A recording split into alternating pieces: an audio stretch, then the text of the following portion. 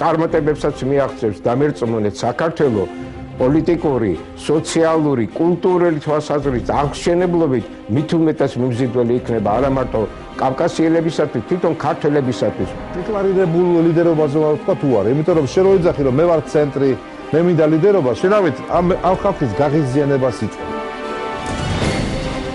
საზრება იმის თაობაზე, რომ ჩრდილოეთ კავკასიელი ხალხების დიდი უმრავლესობა და ქართველები მონათესავე ხალხები არიან, ეს ასე ვთქვათ, დადასტურებულია. ყველა მომსვლელი ამ რეგიონში, რომელიც ცდილობს რეგიონი აკონტროლოს, ორიენტირებულია პრინციპზე გათიშა და იბატონე, ასე იყო ისტორიულად. მათ შორის რუსეთიც.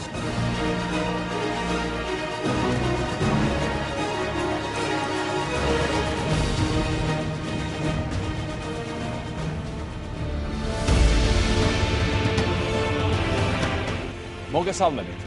დღეს შაბათია საღამოს 9 საათი და თქვენ უყურებთ ტრადიციულად ვახოს ანაიას რეპორტაჟს. როგორ წარმოგიდგენიათ კავკასიის ერთიანობა? შესაძლებელია თუ არა ეთნიკურად მსოფლიოში ერთ-ერთმა ყველაზე ჭრელმა რეგიონმა და აქ მცხოვრებმა ხალხებმა საერთო ენა გამონახონ და რაიმე ტიპის გაერთიანებამდე მივიდნენ. ეკონომიკურ ან მით უფრო პოლიტიკურამდე. ერთიანი კავკასიის იდეას ბევრი გამოხმაურება მოჰყვა, არც თუ ისე ცოტაა სკეპტიკოსი. მაგრამ ფაქტია, ამ იდეას ყველაზე მეტი ინტერესი თავად კავკასიელი ხალხები ეკიდებიან. სწორია თუ არა რეგიონის დაყოფა ჩრდილოეთ და სამხრეთ კავკასიად და სად ხედავს თავის ადგილს საქართველოს ერთიანი კავკასიის პროექტში. ამ შეკითხვებზე პასუხისგაცემას ჩვენს რეპორტაჟებში და ოდნავ მოგვიანებით სტუმრებთან საუბრის დროს შევეცდებით. იდეის ხელშემწყობი და ხელის შემშლელი ფაქტორები. საკითხის ანალიზი. ჩვენი თემა. ერთიანი კავკასია.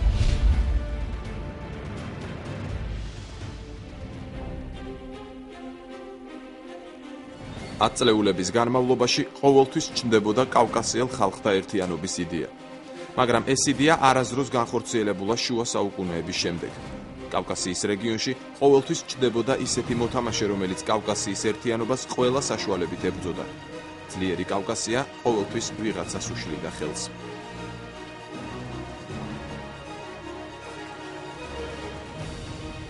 Мы все кавказцы, мы все патриоты. ჩვენ კავკასიელები ყველა პატრიოტები ვართ.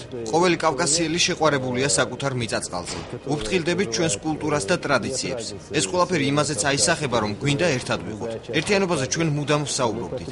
დღეს ყველა იმას ფიქრობს, რომ კავკასიის ერთიანობა ჩვენს სასიცოცხლოდ გვჭირდება. ეს არ იქნება ადვილი, რეალური ნაბიჯებია გადასატყვი. გაეროს გენერალური ასამბლეის 65 სესია, ნიუ-იორკი, 23 სექტემბერი 2010 წელი. ჩვენ შეიძლება სხვადასხვა ქვეყნის შვილები ვიყოთ, სხვადასხვა ეთნიკური წარმომავლობის, მთების სხვადასხვა მხარეს ვცხოვრობდეთ. მაგრამ ადამიანებისა და მათი კულტურების გათვალისწინებით არ არსებობს ჩრდილოეთ და სამხრეთ კავკასია. არსებობს მხოლოდ ერთი კავკასია, რომელიც ეკუთვნის მსოფლიო ცივილიზაციას და ევროპას. და ჩვენ ქართული გზით ერთ დროს შევუერთდებით თავისუფალი ერების ევროპულ ოჯახს. გაეროს გენერალური ასამბლეის ტრიბუნიდან მოწოდებულ წინადადებას ერთიანობისკენ უმალ მოჰყვა გამოხმაურება.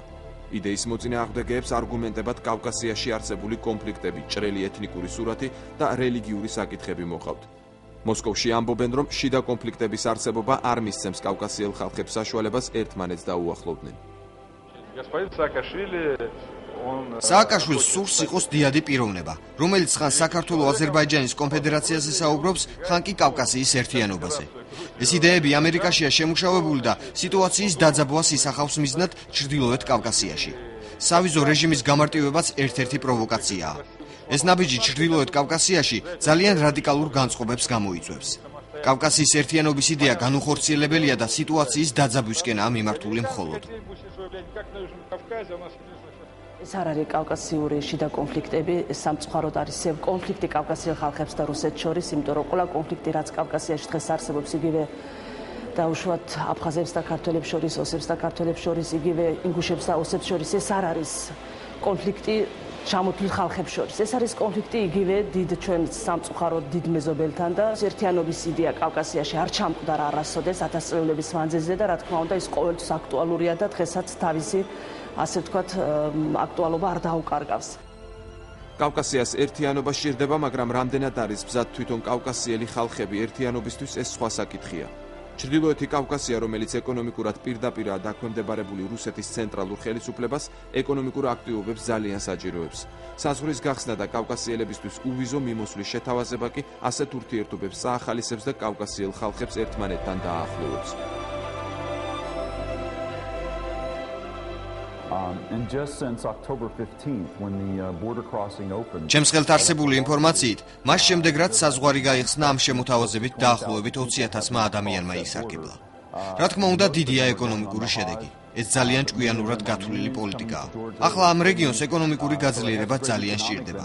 მაგალითისთვის, დაღესტანის ბიუჯეტი პირდაპირაა დაკავშირებული რუსეთის ხელისუფლებაზე. მათ არ აქვს რაიმე ალტერნატივა. თუ კი რუსეთის ხელისუფლება შეწყვეტს ფულის ნაკადს, ეს რეგიონი ეკონომიკური კოლაფსის წინაშე აღმოჩნდება. სტაბილური კავკასია კი ეკონომიკურ სიძლიერეს საჭიროებს. კავკასიის ერთიანობაზე დასავლეთშიც ალაპარაკდნენ. ბრიტანელ მწერალ თომას დევაალს სამხრეთი კავკასია 20 წელიწადში უფრო ეკონომიკურ გაერთიანებად წარმოუდგენია, რისთვისაც ამ ქვეყნებს შორის კავშირის სატრანსპორტო ინფრასტრუქტურის გამართვაა საჭირო, რომ სხვადასხვა სახის ტრანზიტისთვის სათანადო პირობები შეიქმნას. თომას დევაალის აზრით, ამის მიღწევა შემდეგი 4 მიზეზის გამო გართულდება.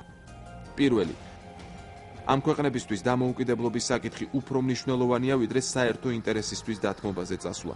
მეორე, საერთაშორისო საზოგადოების ფაქტორის გამო, რომელსაც რეგიონში არსებული სიტუაციის კონტროლი უფრო სურს, ვიდრე აქაური პრობლემების მოგვარებაში მონაწილეობა. მესამე, საბჭოთა მენტალიტეტის გამო, ხალხი ელოდება, რომ ვიღაც მოვა და უშველის, საკუთარ თავს პრობლემის მომგვარებლად ნაკლებად აღიქვამს. მეოთხე, რეგიონში არსებული მონოპოლიები და კარტელები ახალი ეკონომიკური გაერთიანებისთვის დამაბრკოლებელი იქნება. De la Géorgie, c'est d'être un exemple. საქართველოს მთავარი კოზირი დემოკრატიაა. კორუფციის წინააღმდეგ ბრძოლით საქართველო მაგალითია კავკასიელი ხალხებისთვის და რუსეთისთვისაც. რუსეთი კი ამაში საშიშროებასაც ხედავს, რადგან ზოგადად დემოკრატიას აღიქვამენ საფრთხედ კრემლში. დასავლეთისთვის საქართველო თანდათან მეტ მნიშვნელობას იძენს. საქართველო უნდა გახდეს კავკასიაში დემოკრატიის გამავრცელებელი.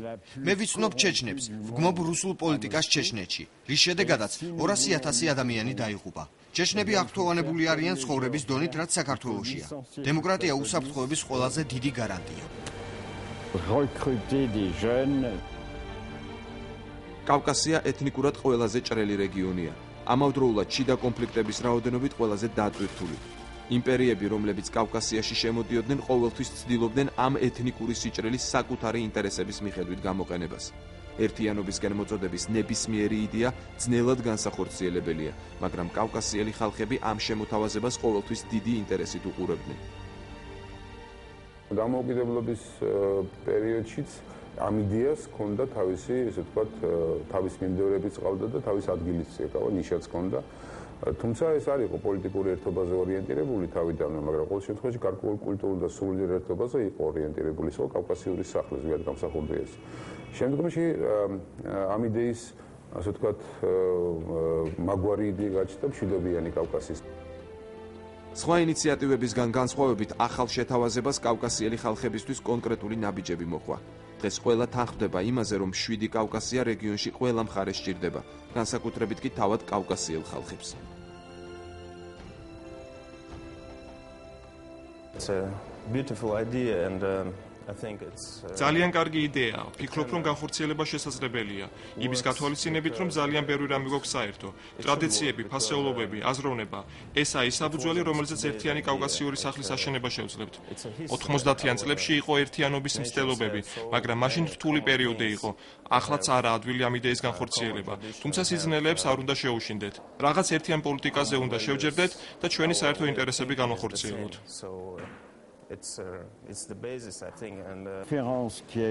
გაერთიანება არ უნდა გავიგოთ პირდაპირ მნიშვნელობით. ასე თუ მივუდგებით, ბევრად მეტ სიძნელეებს წავაწყდებით.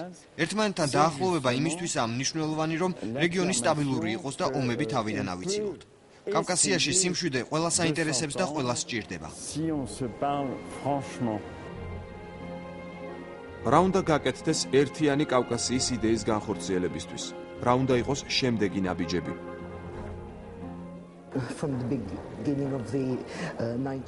გასულ საუკუნეში სერიოზული აზრები იყო იმასთან დაკავშირებით, თუ როგორ უნდა განხორციელებულიყო ერთიანი კავკასიის იდეა.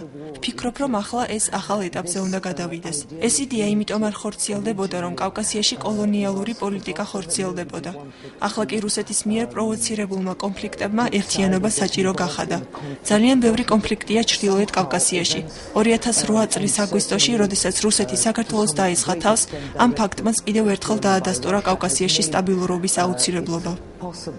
ახალი ინიციატივის პრეზენტირების შემთხვევაში საქართველოს მხრიდან ისევ მეტნაკლებობით მაინც ცდილობენ რომ ჩაერთონ აი ამ სქემაში ჩაერთონ. ეხლა პრაქტიკული ნაბიჯებიც დაერთოთ, ან ეს არის სავიზო რეჟიმის საკავათიანი რეჟიმის შექმნა. კავკასიაში პრობლემები და შიდა კონფლიქტები იმიტომაც არის, რომ ხალხს ერთმანეთთან საუბარი არ სურს. ეს ყველაფერი გაუგებრობაა. ხალხმა ბოლომდე ვერ გააცნობიერა ერთად ყოფნის აუცილებლობა. ჩვენ იმპერიალიზმის მსხვერპლი ვართ. ერთმანეთს პატივი უნდა ვცეთ და გავაცნობიეროთ, რომ ერთად ყოფნის გარეშე შვიდ გარემოს ვერ მივახცევთ.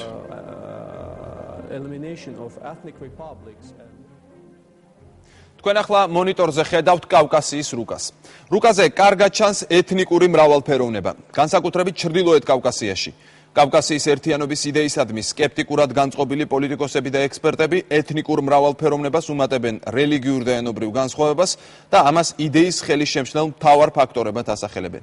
მაგრამ ასევე უნდა აღინიშნოს, რომ სწორედ ეს მრავალფეროვნება და გადახლართული კულტურულ-პოლიტიკური კავშირები და ინტერესები არის რუსეთისთვის აქილევსის ქუსლი. რადგან ყველა ცალკეულ ამჟამინდელ რესპუბლიკაში თანდათან იზრდება ფედერალური ხელისუფლებისადმი უკმაყოფილება და დამოუკიდებლობისაკენ სწრაფვა. იმისთვის, რომ მივსჯელოთ ერთიანი კავკასიის იდეაზე, აუცილებელია გავითვალისწინოთ რეგიონში არსებული დღევანდელი ვითარება. კავკასიას არასდროს დაკლებია ომები და შიდა კონფლიქტები. ამ ყველაფერში რუსეთი საუკუნეებია მთავარ როლს ასრულებს და დღემდე მიიჩნევს თავს კავკასიაში სტაბილურობის გარანტად. ეს მისმა ლიდერებმა 2008 წლის ომის შემდეგ ხმამაღლა განაცხადეს. მაგრამ ეს სტაბილურობა კავკასიაში მცხოვრები ხალხებისთვის უბრალოდ თავისუფლების დაკარგვას ნიშნავს. ამასთან ფაქტია, რომ კავკასია რუსეთისთვის ყველაზე სუსტი წერტილია. მოსკოვის გარდა კავკასიაში ბევრი დიდი მოთამაშის ინტერესი იყრის თავს.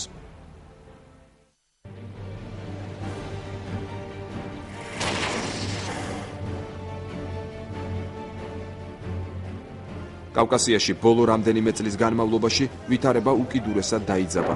სულ რაღაც 18-19 წლის განმავლობაში კავკასიაში სხვადასხვა მასშტაბის რამდენიმე სერიოზული შეიარაღებული დაპირისპირება მოხდა.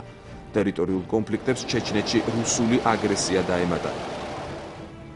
ჩეჩნეთის მოსახლეობის დიდი ნაწილი ფიზიკურად განადგურდა.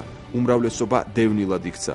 ჩეჩნეთის ომის შემდეგ ჩრდილოეთ კავკასიაში ვითარება კიდევ უფრო იძაბება.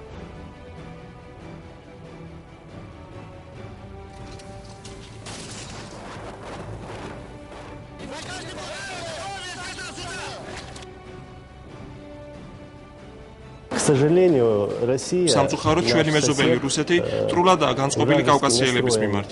მათ არაფერი სასიკეთო არ გაუკეთებია ჩვენთვის და არ წაპირებენ. რუსული პოლიტიკა კავკასიელების მიმართ არ შეცვლილა. თუ კი იქნებოდნენ იქ ადამიანები, რომლებიც მეგობრობაზე იფიქრებდნენ, ჩვენთვის ეს ძალიან კარგი იქნებოდა. საერთო ინტერესების დასაცავად კი ჩვენ ეს ერთიანობა გვჭირდება. ჩვენ ეს არა მარტო უსაფრთხოებისთვის გვჭირდება, არამედ ეს სასიცოცხლოდ აუცილებელია. ამ იდეის წინააღმდეგ მხოლოდ რუსეთია და სხვა მეზობლებთან პრობლემა არ აქვს. Остальные регионы мы с ними проблем не имеем. ჩრდილოეთ კავკასიაში მანამდე განვითარებულ მოვლენებს 2008 წელს რუსეთ-საქართველოს ომიც დაემატა. უკიდურესად დაძაბული ვითარებაა ყარაბაღშიც. რუსული პოლიტიკა ცდილობს კავკასია ქაოსურ რეგიონად წარმოაჩინოს.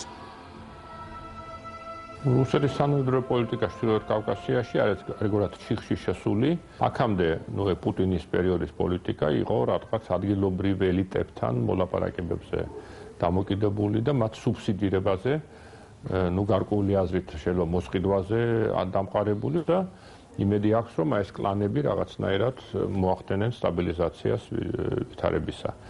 მაგრამ რეალობა მაჩვენა, რომ ეს მაინც და მაინც არ მუშაობს. რუსეთი ცდილობს არ დაუშვას ჩრდილოეთ კავკასიის ეკონომიკურად გააქტიურება და დამოუკიდებლობა. შესაბამისად, საქართველოს ნაბიჯი ვიზების გამარტივებასთან დაკავშირებით აგრესიულად შეფასდა. На Кавказе еще сложнее. Люди разных культур, კავკასიაში რთული ვითარებაა. არიან განსხვავებული კონფესიის ერები, განსხვავებული პოლიტიკური ორიენტაციის. ზოგს რუსეთი უნდა, ზოგსაც დასავლეთი.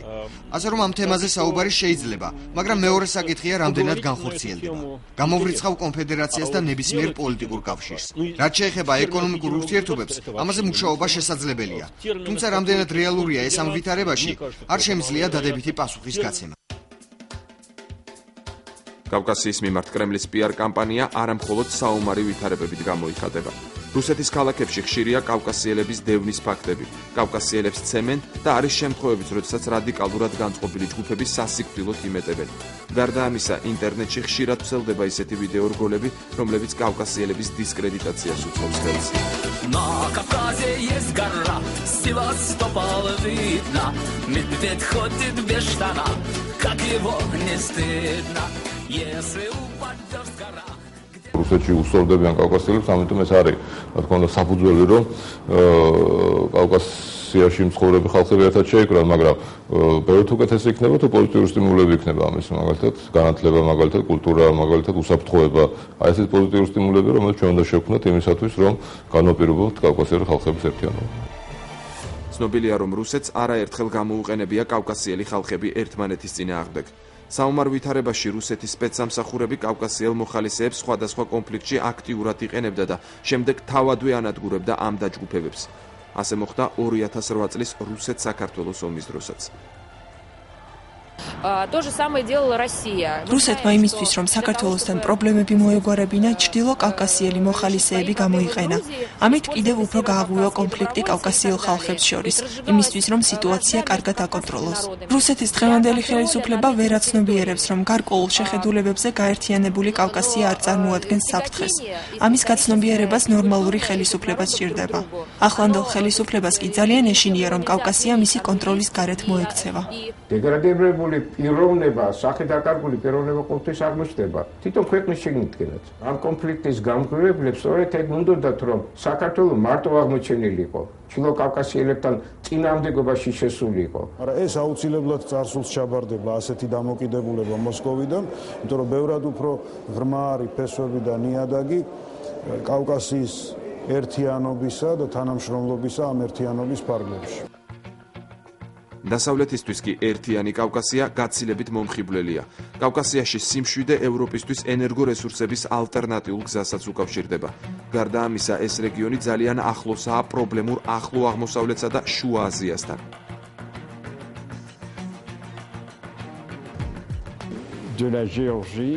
საქართველოს დასავლეთისთვის საჭირო პარტნიორია. საქართველოს და მშვიდობიანმა კავკასიამ რეგიონში უსაფრთხოება უნდა უზრუნველყონ. საქართველოს ნატოს მნიშვნელოვანი პარტნიორია და თანამშრომლობს. რეგიონის მნიშვნელობა ცხადია, დემოკრატია კი უსაფრთხოების მთავარი გარანტიაა.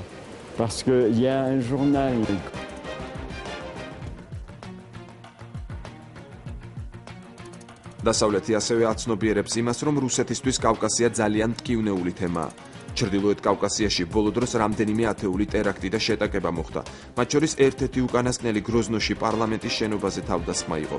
ეს ფაქტები ექსპერტების შეფასებით სერიოზულ საფრთხეს წარმოადგენს რეგიონისთვის. რეგიონის მნიშვნელობიდან გამომდინარე კი დასავლეთი ამ საკითხებს ძალიან ფრთხილად უყურებს.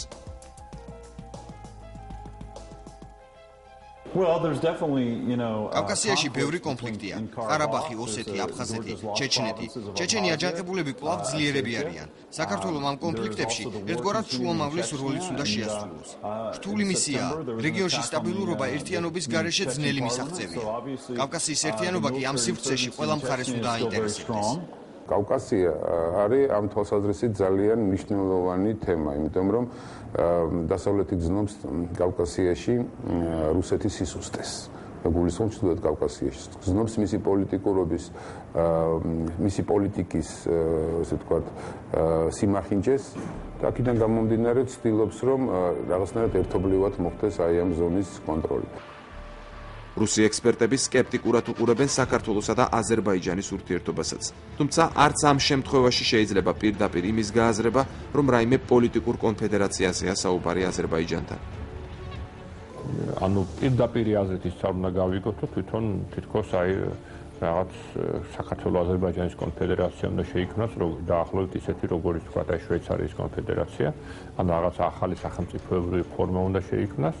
მე როგორც მესმის პრეზიდენტს უნდა ამით გამოეხატა რომ აი აზერბაიჯანთან ურთიერთობა ის სიახლოვე განსაკუთრებულ რაღაც მაღალ საფეხურზე ავიდა.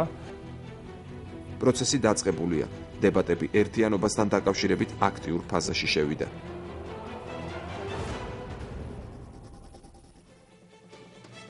იყო თუ არა კავკასია ოდესმე ერთიანი. საიდან იღებს სათავეს ეს იდეა და რატომ გახდა დღეს აქტუალური? რა საერთო აქვს ქართველებს კავკასიის სხვა ხალხებთან? ეს რეგიონი მუდამ ომში იყო, ხან ერთმანეთთან და უფრო ხშირად დამპყრობებთან. ჩვენი რეპორტაჟის მესამე ნაწილი. ერთიანი კავკასიის იდეა და მისი ისტორია. კავკასიელ ხალხთან ათესაური კავშირების ძიებას შორეულ წარსულში მივყავართ. კავკასიაში მცხოვრები ხალხები ძალიან ახლო ურთიერთობაში იყვნენ ყოველთვის. ნათესაური კულტურული თუ პოლიტიკური კავშირები ერთმანეთს ენაცვლებოდა და საუკუნეების განმავლობაში ასე იყო. დღეს ყველა საუბრობს, რომ კავკასიელ ხალხებს ძალიან ბევრი რამ აქვს საერთო. დამუშავდა საერთო კავკასიური იდეა ლეონტი ბროველის დროს, როდესაც მან მოგცა კავკასიელთა წარმომავლობის შესახებ გარკვეული ჩამოაყალიბა გარკვეული თეზა, რომ ჩვენ ვართ ერთი წარმომავლობა გვაქვს, თარგამუსის ძენი ვართ, რომელმაც შემდეგ მან თარგამუსმა თავი შვილებს ჰაოს, ქართლოს, ლეკოს, კახოს, კუხოს და ასე შემდეგ გაუნაწილა ეს მიწები. კავკასიის ისტორია ორ ნაწილადაა გაყოფილი. როდესაც სარწმუნოებრივად ერთიან სივრცეს წარმოადგენდა და როდესაც მაჰმადიანობა შემოდის. სარწმუნოებრივი გახლეჩის შემდეგ კავკასიაში სხვა რეგიონული მოთამაშეების ინტერესები ჩნდება. ამავე პერიოდიდან იწყება შიდა დაძაბულობაც. კავკასიისთვის ერთგვარ ოქროს ხანას მე-11-მე-12 საუკუნეები წარმოადგენს. ამ დროს კავკასიური სახელმწიფოები ერთიან საზღვრებში იყო მოქცეული. თამარის დროსაც, დავითის დროსაც, გიორგი ბრწყინვალის დროს ეს არ იყო მხოლოდ საქართველოს სამეფო, მხოლოდ ქართველთა სამეფო. ეს იყო გარკვეული ერთიანი კავკასიური სამეფო, რომელიც საქართველოს, ასე ვთქვათ, ქოლგის ქვეშ იყო გაერთიანებული. და შეიძლება ეს თემა საკამათოა, მაგრამ პრინციპში ეთნიკური თვალსაზრისით ჩვენ ხშირად მოგვისმენია, რომ საბრძოლო მოქმედებებში ქართულ ჯარში მონაწილეობას იღებდნენ სხვა კავკასიური ეთნოსის წარმომადგენლები. ერთიანობამ საერთო კულტურა, ტრადიციები და ნათესაური კავშირები გააღრმავა. ჩაცმულობა და გარეგნული სახე კავკასიელებს სახასიათოდ ჩამოუყალიბდათ. ცეკვა და ტრადიციები, ნათესაური ურთიერთობები, ერთმანეთთან დამოკიდებულება საუკუნეების განმავლობაში ყალიბდებოდა. კავკასიის ხალხთა ძირითადი ნაწილი არის საერთო ერთიანი წარმოშობის, მათი ეთნიკური გენეზისი არის ერთი და იგივე წყაროდან, ასე ვთქვათ, შეგვიძლია ვილაპარაკოთ უაღრესად უჭიდრო ნათესაობაზე. ჩილო კავკასიელი ხალხებისა, ეს არის აფხაზურ-ადიღეური ჯგუფი და ნახურ-დაღესტნური. 90-იან წლების დასაწყისში, ასე ვთქვათ, მოეწყო რამდენიმე სერიოზული ექსპედიცია და ჩვენ დარწმუნებით შეგვიძლია ვილაპარაკოთ, რომ მოსაზრება იმის თაობაზე, რომ ჩილო-კავკასიელი ხალხების დიდი უმრავლესობა და ქართველები მონათესავე ხალხები არიან, ეს ასე ვთქვათ, დადასტურებულია სწორედ ანთროპოგენეტიკური, ნებავთ ეთნოგენეტიკური პოზიციებიდანაც. მას შემდეგ, რაც კავკასიაში დიდ დამპყრობლებს საკუთარი ინტერესები გაუჩნდათ, კონფლიქტების ეპოქა იწყება. ლეკიანობა, კონფლიქტები და ომები კავკასიელ ხალხებს შორის თანდათანობით მძაფრდებოდა. მე-19 საუკუნეში, როდესაც ჩრდილო კავკასიელების მიმართ რუსეთმა საბრძოლო მოქმედებები დაიწყო, ქართველი გენერლები სამხედრო ოპერაციებში აქტიურად მონაწილეობდნენ. იმპერიული მეთოდი ნებისმიერ დროში კარგად მუშაობდა. გათიშე და იბადონე. შამს ყოველთვის უყურდა რას მეჩიანო, კაცო, აგერ მე რუსეთს უპირისპირდებიო, რუსეთს ვებძიო და რატომ იბძვიან ესენი რუსეთის მხარეს. რუსეთმა გააუთანაბრა ქართველი თავადაზნაურობა, რუს თავადაზნაურობას და მიიწვია ისინი თავის სამსახურში. მანამდე მან გაანადგურეს, უბრალოდ გაასახლა მთლიანად ქართული სამეფო ოჯახი. და ისინი იბრძოდნენ შემდეგ რუსული სახელმწიფო ინტერესებისათვის. ეს ჩვეულებრივია. ესენი გახდნენ მშვენიერი მეომრები. კავკასიურმა შიდა დაძაბულობამ მე-20 საუკუნეშიც გადმოინაცვლა. მართალია მე-20 საუკუნის 20-იან წლებში კავკასია საბჭოთა სივრცეში ერთგვარი ერთიანი სახით შევიდა, მაგრამ ამ ერთიანობამ დიდი ხანი ვერ იარსება. საბჭოთა კავშირის დაშლის შემდეგ კავკასია ცეცხლის ალში გაეხვა. პერიული მმართველობის ფორმა. რომ წაკიდოს მოსახლეობა და მე თვითონ გამშველებლად მოევლინა. საქართველოს პარალელურად ცეცხლი დაენთო ჩრდილოეთ კავკასიაში. ის რაზმები, რომლებიც რუსეთმა საქართველოს წინააღმდეგ გამოიყენა, ახლა რუსებისგან საკუთარი სამშობლოს დასაცავად იბრძოდნენ. ჩეჩნეთის ორი ომი საბოლოოდ არ დასრულებულა და კავკასია რუსეთისთვის კვლავ დიდ პრობლემად რჩება. ჩამილ ბასაევმა მითხრა რამოდენიმე ქართველი ჟურნალისტი ესწრებოდა ამას, რომ ჩვენი აფხაზეთს ვიყენებთ პოლიგონისთვის, ჩვენი ვიბრძვით არა ქართველი ხალხის, არამედ შევარდნაძის რეჟიმის წინააღმდეგ, ნუ ეს პროპაგანდისტული ის იყო, რა ქვია, დემარში. თუ კითხვა დაუსვი მე ასეთი რომ კი, მაგრამ ხო იცი რომ ახლა შენ რუსების მხარდამხარ იბძვი, ესე იგი ქართველების წინააღმდეგ. ხო და ეს დროებითი მოვლენაო, შემდეგ ჩვენ ამას შეგრუსების წინააღმდეგ შემოაბრუნებთ. ჩრდილოეთ კავკასიაში კონფლიქტები ამ ეტაპზე უფრო მასშტაბურ ხასიათს იღებს. ტერაქტები და საბრძოლო შეტაკებები ყოველდღიურობად იქცა.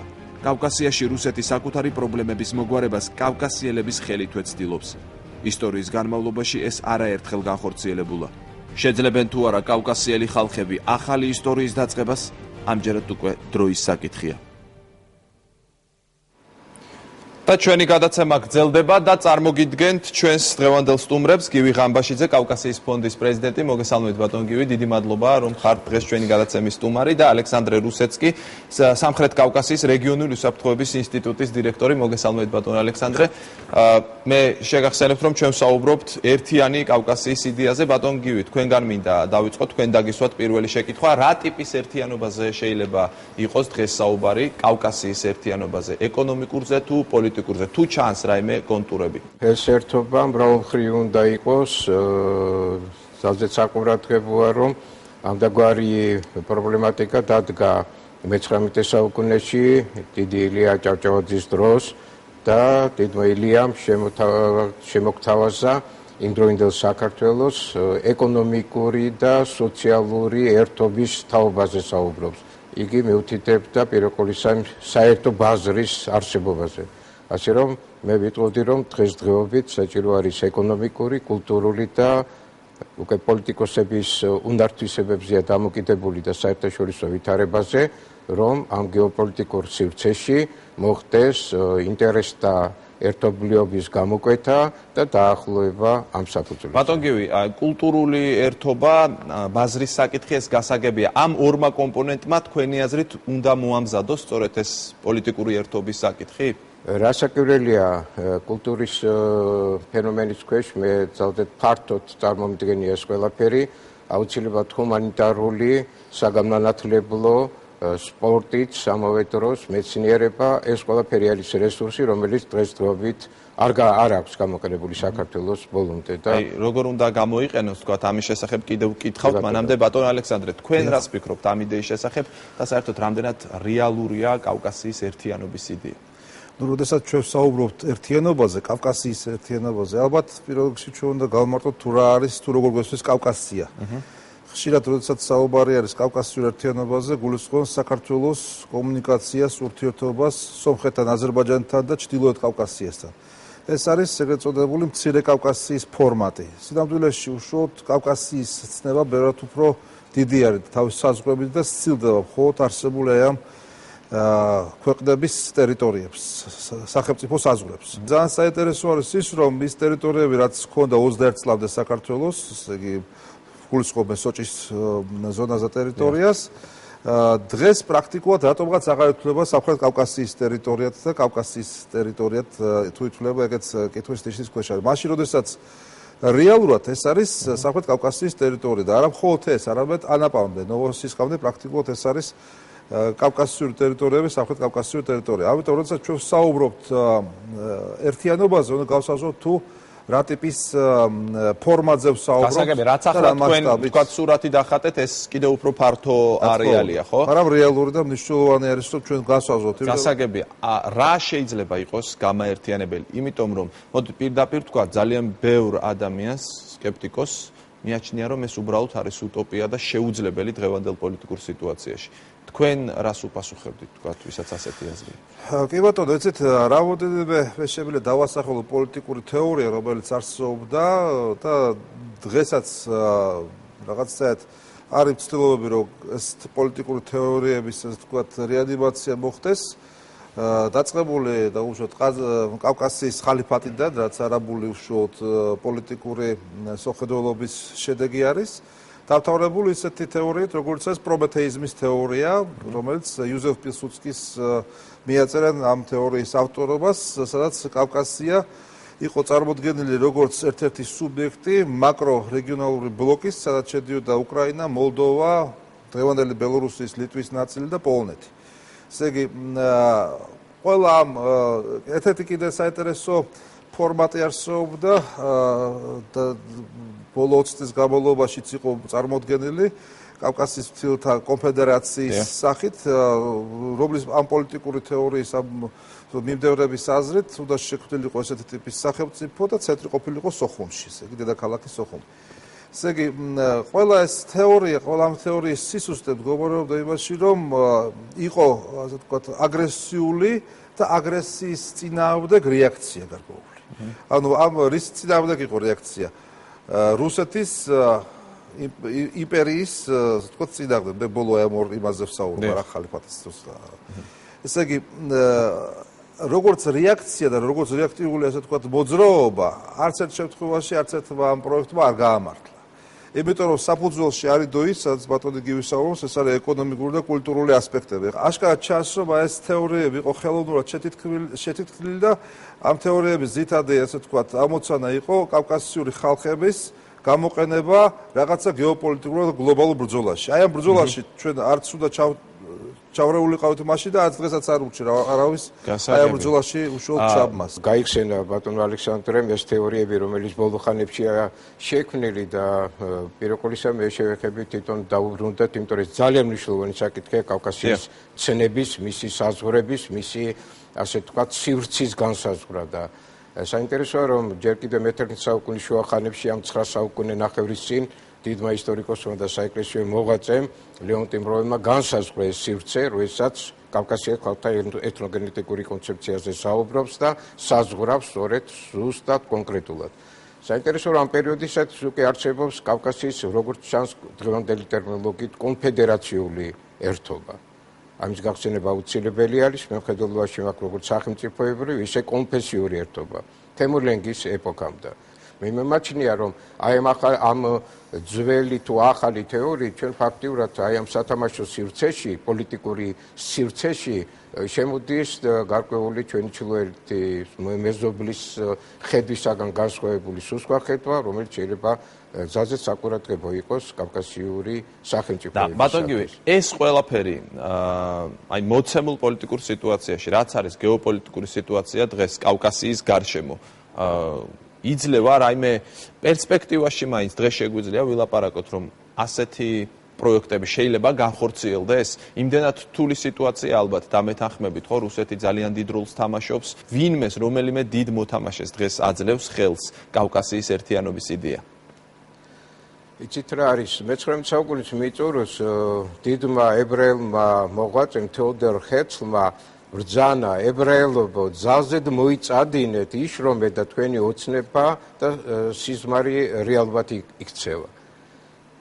თავი არის იდეის წამოწევა წინ, თავი არის მერე შრომა, მოღვაწეობა და დამკვიდრება ამისი ყველაფრის. იცით რა არის, დღეს ვერც ერთი თქვენ ვერ გეტყვით ეგრეთ წოდებული ექსპერტი, რომ ეს მომავალში მოხდება, მაგრამ ეს მოხდა უკვე ისტორიაში იყო იმ ვითარებაში, რომელსაც 10 საუკუნის თუ 12 საუკუნის თუ თუგნებათ 6 საუკუნის წინ რაც იყო, აი 4, 5, 6 საუკუნის განმავლობაში არსებობდა, მე უკვე მოგახსენეთ ასეთი ერთობა და ამ ახალ გეოპოლიტიკურ ვითარებაში, რომელშიც დღეს არის საქართველოს, ხვალ შეიძლება აბსოლუტურად მთელი მსოფლიოში შეიცვალოს ერთი ინტერესები და ასე შემდეგ. მაგალითად, როდესაც დიდი ილიას მიმდებარი ვარლამ ბატონი ვარლამ ჩერქეზიშვილი ბრძანებს, რომ კავკასიის ევროაზიული შვეიცარია შექმნათო. ან იგივე ავტორი ბრძანებს შეიქმნას კავკასიის კონფედერაცია, ან კავკასიის შეერთებული შტატები. ნახეთ რა საინტერესო არის, ეს არის რამდენი წლის წინ, ასე ვთქვათ, ნათქვამი სიტყვა. ცენტრი საქართველოთი და თბილისით. ეს რამდენად მისაღები შეიძლება იყოს სხვა ხალხებისთვის, რომლებიც ჩვენ გარშემო ცხოვრობენ? იცით რა ეს ძალიან რაღაც პირველობის მომენტი ხომ არ ჩანს? ძალიან საფაქიზო თემა არის. მე საერთოდ გავვივარ პირველი, ყველაზე ჭკვიანი, ყველაზე ღონიერი და ასე შემდეგ. ეს ჩვენ უკვე ვნახეთ. თუმცა ეს სიტყვა ცენტრი საქართველო ეს გაისმა მე მოვისმინე. რასაკვირველი აქვს ამ ისტორიული საფუძველი, იმიტომ რომ აგადიოდა დიდი აბრეშუმის გზა, თუ ავიღეთ ამ 2000 წლის წინანდელ ამბავს, მანამდე პერიოდს მე აღარ ვეხები, არქეოლოგიურ და ისტორიულ პერიოდებს, აგადიოდა საქართველოზე და არა მარტო საქართველოზე. საქართველო დღესაც გასაგებია ჩრდილოეთ სამხრეთისა და დასავლეთ აღმოსავლეთის გასაყარზე, აგრეთვე კულტურული თვალსაზრისით. აი მე თავისუფლებას მივცემ და მოგახსენებთ, რომ რამდენი ადამიანისაგან, რამდენი მოაზროვნე ძალიან საყურადღებო პიროვნებებისაგან მსმენია, რომ საქართველოს უნდა უპატრონოს კავკასია, საქართველოს უნდა მოგცეს მაგალითი. რა მაგალითია საუბარი? ლაპარაკია მის სიძლიერეზე, მის განვითარებაზე, მის დემოკრატიაზე, მის მეცნიერების, კულტურის, ეკონომიკის, პოლიტიკის, სამხედრო განვითარებაზე. ამიტომ არის რომ საქართველო იყო ოდინდელი პერიოდიდან აი ესეთი ცენტრი და არა მარტო მე-19 საუკუნის რუსეთის იმპერიაში აღვნიშნეთ ბატონო ალექსანდრე მფელიას კავკასიური. ბატონო ალექსანდრე, აი ეს კავშირები, თუნდაც კულტურული და სხვა სახის, რამდენად არის შენარჩუნებული დღეს საქართველოდან თუ იცნობენ თქვათ საკმარისად რჩილო კავკასიელებს, ან იქ თუ იცნობენ საქართველოს აი ამ კონკრეტულ მომენტში შევეხე კონკრეტულად ჩრდილო კავკასიას, მაგრამ თქვენ როგორც თქვით უფრო დიდი არეალია, ხო? ეცეთ რაშია საქმე, მე გამოვყოფთ ეკონომიკურ ურთიერთობებს და კულტურულ ურთიერთობებს. ეკონომიკურ ურთიერთობებს შეეხებოდა ხომ მთიანი რეგიონების მოსახლეობა ერთმანეთთან იყო ძალიან სერიოზულ სოციო-ეკონომიკურად დაკავშირებული. ეს ყველაფერი ხდებოდა 90-იანი წლების შუა რიცხვებამდე, როდესაც სანამ ახალი საზღვარი არ შეიქმნა საქართველოსა და რუსეთს შორის, რამაც მოხდინა სრული და აბსოლუტური იზოლაცია, ესე იგი, საქართველოს და ჩრდილოეთ კავკასიის სხვა ხალხის, ესე იგი, მე მინდა კარგად რომ გავიგოთ ერთი რამ. ძალიან დიდი შეცდომაა, რომ საქართველო აღიქვევა მხოლოდ როგორც სამხრეთ-კავკასიური ქვეყანა. საქართველო არ არის მხოლოდ სამხრეთ-კავკასიური ქვეყანა, საქართველო არის ჩრდილოეთ კავკასიური ქვეყანაც, იმიტომ რომ საქართველოს გააჩნია ჩრდილოეთ კავკასიაში ტერიტორიები. ამიტომ ჩრდილოეთ კავკასიური პრობლემატიკა საქართველოსთვის არის არა საგარეო პოლიტიკის საგანი, არამედ საშინაო პოლიტიკის საგანიც. ესე იგი, ეს მნიშვნელოვანი ფაქტორია და ამას ჩვენ ყურადღება უნდა მივაქციოთ და პროგრესში პოლიტიკოსებმა. იმიტომ რომ ყველა ფორმატში, ყველა დოკუმენტში, ყველა საერთაშორისო პროგრამაში საქართველო მხოლოდ როგორც სამხრეთ-კავკასიური ქვეყანა მოიხსენიება და მინდა აღვნიშნო ის, რომ წლების და საუკუნეების განმავლობაში ხდებოდა საქართველოს კულტურული, კონფესიონალური, რელიგიური, ასე ვთქვათ, და დემოგრაფიული განდევნა ჩრდილოეთ კავკასიის ზონიდან. და რაც შეეხება გარდა ამისა კიდევ ერთ მომენტს, რომელსაც თქვენ შეეხეთ ეკონომიკურ კონტექსტში, მე ოპტიმისტურად ვარ გაწყობილი, იმიტომ რომ პროცესი მიმდინარეობს. ვიღაცას ეს მოსწონს, ვიღაცას ეს არ მოსწონს, მინდა გითხრათ, რომ დღეს უკვე არსებობს N რაოდენობით კავკასიური ორგანიზაცია. როგორც ბიზნესის სფეროში, ისე უშუალოდ არასამთავრობო ორგანიზაციების კონტექსტში, მაგალითად, ხო? ანუ მხოლოდ ბრენდის მატარებელი, ეს არის კავკასიური დაუშვით ინსტიტუტი, ან კავკასიის და დემოკრატიის ინსტიტუტი და სხვა, ამის მაჩვენებელი კი არ არის. ლეგიტიმური არის სტრუქტურა მაშინ, რომ ნამდვილად აყავს წარმომადგენლები სხვადასხვა აი ამ რეგიონებში და ბატონო ალექსანდრე, აი ასე შემდეგ. საკონტაქტო ენა ამ ხალხებს შორის, დომინანტი ენა რომელი უნდა იყოს? ეცეთ რა არის საქართველოს ტერიტორიაზე მე-20 საუკუნის დასაწყისში სკოლებში სწავლობდნენ არა მხოლოდ რამოდენიმე უცხოურ ენას გარდა ქართული ენისა, არამედ მკვდარ ენებსაც კი სწავლობდნენ, ესე იგი იყო ბერძნული და ლათინური. ამიტომ ჩვენ არ უნდა გავურბოდეთ და არ უნდა გვეშინოდეს მრავალეროვნული უშუალოდ კომუნიკაციის და ურთიერთობების. ჩვენ ვსწავლობდით ჩვენ სკოლებში და ვასწავლეთ და უაღრეს სასწავლებელში სხვადასხვა ენებს, მათ შორის იმ ენებს, რომლებიც ჩვენ გვაკავშირებს უშუალო მეზობლებთან. ეს არის, ასე ვთქვათ, რუსული, ეს არის თურქული, ეს არის ფარსი, ეს არის, რა თქმა უნდა, საერთაშორისო ენები, ინგლისური პირველ რიგში, ფრანგული, გერმანული და ბევრი სხვა, ესპანური, რომელიც ძალიან მნიშვნელოვანი ხდება და უფრო, ასე ვთქვათ, ხდება. და მე მინდა რეგიონალურ თემას დაუბრუნდე ეკონომიკურ კონტექსტში. თუ არ შეიქმნება რეგიონალური ეკონომიკა, როგორც ასეთი ფენომენი, ხო, ეს პროცესიც მიმდინარეობს, იგივე ბაქო-თბილისი, ჯეიხანის და სხვა ტიპის პროექტები, ეს არის რეგიონალური ეკონომიკური პროექტები. ენერგეტიკული პროექტები და სატრანსპორტო პროექტები და ასე შემდეგ. ცალ-ცალკე ჩვენი ცალკეული პატარა მცირე ქვეყნების ეკონომიკები, ესე იგი, ვერ გაუძლებთ იმ ეკონომიკურ გლობალურ პრობლემებს, რაც დღეს მსოფლიოში არსებობს. ამიტომ რეგიონალური ეკონომიკა, ეს არის ის გეზი, ეს არის ის გზა, რომელიც მიყვანს და დაგვანახებს მომავალში, როგორი შეიძლება პოლიტიკური ფორმატი შეიქმნას კავკასიის მცირე თუ დიდი კავკასიის უშუალოდ გასაგებია, მე მინდა ორივეს დაგისვათ ეს შეკითხვა ბატონგივი თქვენგან დავიწყებ.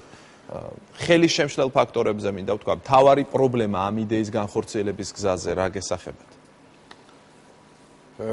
მე მესახებ ამ 10 წლების განმავლობაში ის რომ არ იყო იდეა.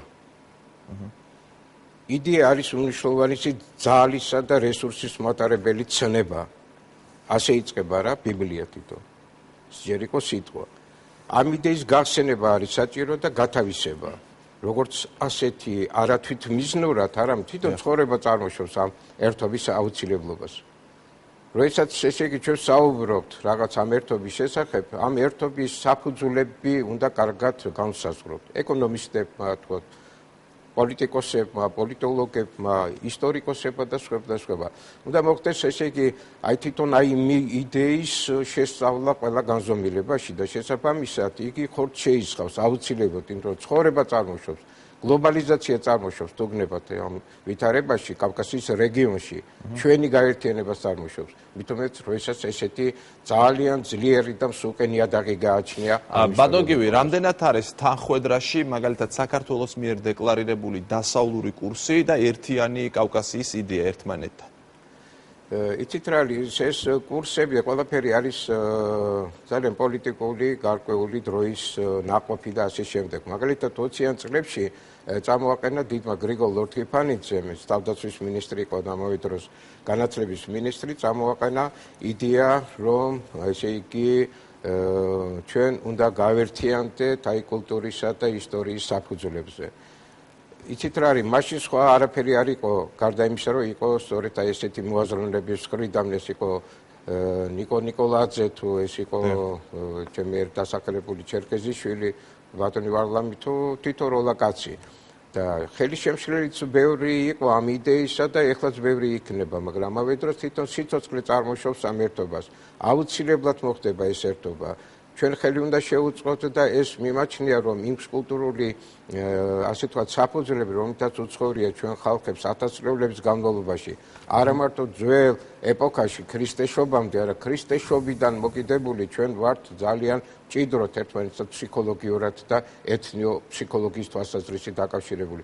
თქვენ წარმოიდგინეთ, რომ ისეთივე ორთოდოქსულ მართლმადიდებელ სივრცეში ცხოვრობდა მთელი ჩრდილოეთი კავკასია, როგორც საქართველოს სოფლები და ქალაქები იყო მე-10-მე-14 საუკუნეების ჩათვლით. ეს ყველაფერი არის ჩემი აზრით რესურსი და ის ხელის შემშლელი ფაქტორები, რაც კი არსებობს ბუნებაში და რასაკვირველი არსებობს, დაძლევადია მეც ბატონი ალექსანდრეს არიკოს ძალიან ოპტიმისტურად უყურებ აი ამ ერთობის პერსპექტივას და ძალიან მივესალმები, რომ ვეღირსე მე პირადად როგორც ისტორიკოსი და კავკასიოლოგი იმ დღეს, როდესაც ეს გაცხადდა მაღალ სამთავრობო თუ სახელმწიფო დონეზე. გასაგებია ბატონ ალექსანდრე, თქვენც მინდა გკითხოთ, თუნდაც რუსეთის ფაქტორი, თუნდაც სხვა დიდი მოთამაშეების ფაქტორი, თვითონ კავკასიის ეთნიკური სიჭრელე, რელიგიური საკითხი ეს ყველაფერი არ არის ძალიან რთულად დასაძლევი საკითხები. ეს ყველაფერი რაც თქვენ ჩამოთვალეთ არის უშველებელი პოზიტიური რესურსი. უარყოფითი რაც არის, ეს არის გლობალიზაცია და ანტიგლობალიზაცია. აი ამ პრესში არის მოთავსებული ყოველივე ჩვენთაგანი, ამ პრესში არის მოთავსებული მთელი კავკასიური რეგიონი. ამიტომ რეგიონალიზმი როგორც ასეთი ხო არის გამოსავალი ამ შემთხვევაში. რეგიონალიზმი ეს არის ის საშუალედო რგოლი, რომელიც ესე იგი არის აგრესიულ გლობალიზაციასა და ისეთ აგრესიულ ანტიგლობალიზაციას შორის, რომელიც არის წარმოდგენილი ეთნონაციონალიზმით. იმ ეთნიკური ნაციონალიზმით, რომელიც ფინანსდება პრაქტიკულად სხვა სახელმწიფოს სპეცსამსახურებიდან. იმიტომ რომ ამ სხვა ძლიერ სახელმწიფოებს სჭირდებათ გავლენის აგენტები აი ამ რეგიონში. ამიტომ ჩვენ კავკასიელები ვართ არჩევნის წინაშე. ესე იგი, ან ჩვენ ვიქნებით მარიონეტკები, უშუალოდ სხვა გეოპოლიტიკურ აქტორების თოჯინები, ან ესე იგი ჩვენ დავანახებთ მათ, რომ ჩვენ შეგვიძლია შევქმნათ ისაც რაც ბატონი გიბრძანებს, ერთიანი იდეა, ერთიანი ინტელექტუალური პროდუქტი. ყველაფერი იწყება ერთიანი ინტელექტუალური პროდუქტისგან. თუ ჩვენ ინტელექტუალურ დონეზე გავერთიანდით და შევძელით, შევთავაზოთ დააჩენს საყვარობს უფრო მეტი, ვიდრე ის იგებს აი ამ ომებით ჩვენთან, ხო? მაშინ ჩვენ გავემარჯვებთ და ეს იდეა გაიმარჯვებს. იმიტომ რომ კავკასია არც ერთი იმათის არასდროს არ იქნება. კავკასია დარჩება კავკასიად ყოველთვის. რამდენად იქნება კავკასია როგორც რეგიონი დამოუკიდებელი, ამაზე არის სამუშაო და ამაზე უნდა ვისაუბროთ. თუ არსებობს პატრიოტიზმი, რეგიონალური პატრიოტიზმიც უნდა არსებობდეს. თუ არსებობს ცნება დამოუკიდებლობის, ხო რეგიონალური დამოუკიდებლობის ცნებაც უნდა არსებობდეს და ეს დაუპირისპირდება ერთი მხრივ იმ აგრესიულ გლობალიზაციას და მეორე მხრივ იმ ეთნოცენტრიზმს, რომელიც ღუპავს და ომებს შეახავს კავკასიას მთლიანად. გასაგებია. თუ გსურთ რაიმე თქმა ბატონგივი და უნდა დავასრულოთ ჩემი. აქ ისევ დიდ ილიას გავიხსენებ, იგი ქართლის დედაში ბრძანებს, რომ არ არსებობს საქართველოს თავისუფლება კავკასიის გარეშე, კავკასიის თავისუფლება საქართველოს გარეშე. ჩვენ ერთი ორგანიზმი ვართ, როგორც ბუნებრივი, ისე ეკონომიკური, პოლიტიკური, სოციალური, ფსიქოლოგიური და ასე შემდეგ. ეს არის კიდევ ერთხელ ვიტყვი, უშველებელი რესურსი, დიდი რესურსი. ჩვენი ფონდი, კავკასიის ფონდი, ბევრ საკითხს ამუშავებს ამ 2 წლის განმავლობაში, რაც ვარსებობთ. ერთ-ერთი დიდი პროექტი გვაქვს, შევქმნათ ფილმი Discovery-ის ფორმატში კავკასიის ცივილიზაციის შესახებ. ჩვენ უნდა დავანახოთ საკუთარ თავს, ვინ ვართ ჩვენ და დანარჩენ მსოფლიოსაც. მე მიმაჩნია, რომ ეს ბევრი რამ გვაქვს გასაკეთებელი ამ თვალსაზრისით. ძალიან დიდი მადლობა მინდა გადაუხადოთ ჩემს სტუმრებს, გივი ღაღამბაშიძე და ალექსანდრე რუსეცკი იყვნენ ჩვენი სტუმრები. მადლობთ ბატონებო იმისთვის, რომ დაგვთანხმდით ინტერვიუზე და გამოვიდა მგონი საინტერესო საუბარი ჩვენი მაყურებლისთვის. დღევანდელი გადაცემა ამით დასრულდა. შევხვდებით ერთმანეთს მომავალ შაბათს საღამოს 9 საათზე, რა თქმა უნდა, პირველ ათზე. ნახვამდის.